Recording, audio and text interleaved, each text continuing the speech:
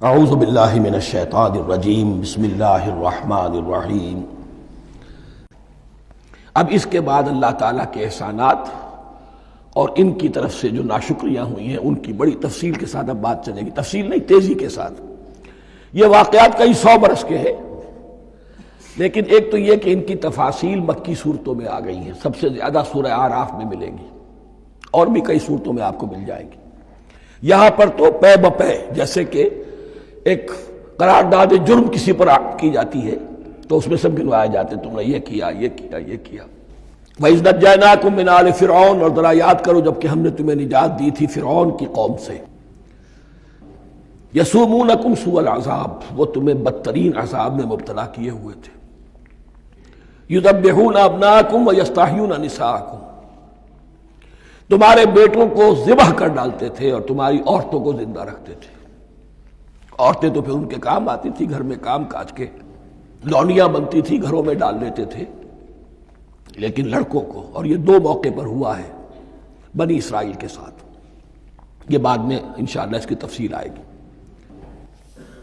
وَفِي ذَلِكُمْ بَلَاءٌ مِّن رَبِّكُمْ عَظِيمٌ، اور یقیناً اس میں تمہارے رب کی طرف سے تمہارے لیے بڑی آزمائش تھی۔ وَإِذْ فَرَقْنَا بِكُمُ الْبَحْرَ، اور یاد کرو جب کہ ہم نے تمہارے لیے سمندر کو پھاڑ دیا یا دریا کو پھاڑ دیا۔ یہ ایک مختلف فی بات ہے کہ کس جگہ سے کراس کیا تھا بنی اسرائیل نے ایجپٹ سے سینائی پیننسولا آنے کے لیے، جزیرہ نما سینا میں۔ ایک رائے یہ کہ دریائے نیل کو کراس کر کے گئے ہیں، لیکن یہ بات غلط ہے، دریائے نیل تو مصر کے اندر ہے، وہ کبھی بھی مصر کی حد نہیں بنا۔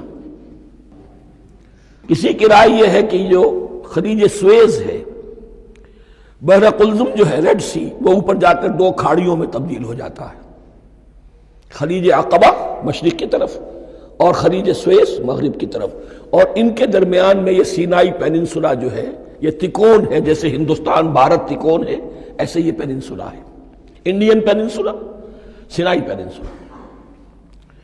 اور یہ سویز کینال تو بعد میں بنی ہے، خلیج سویز اور میڈیٹرینین بحیرہ روم کے درمیان یہ کچھ چھوٹی چھوٹی، اگرچہ چھوٹی تھی سمندر کے لحاظ سے، بہت بڑی بڑی جھیلیں تھیں، اور ان جھیلوں ہی کو پھر جوڑ جوڑ کر درمیان میں جو خشکی تھی اس کو کاٹ کر سویز کینال بنائی گئی ہے۔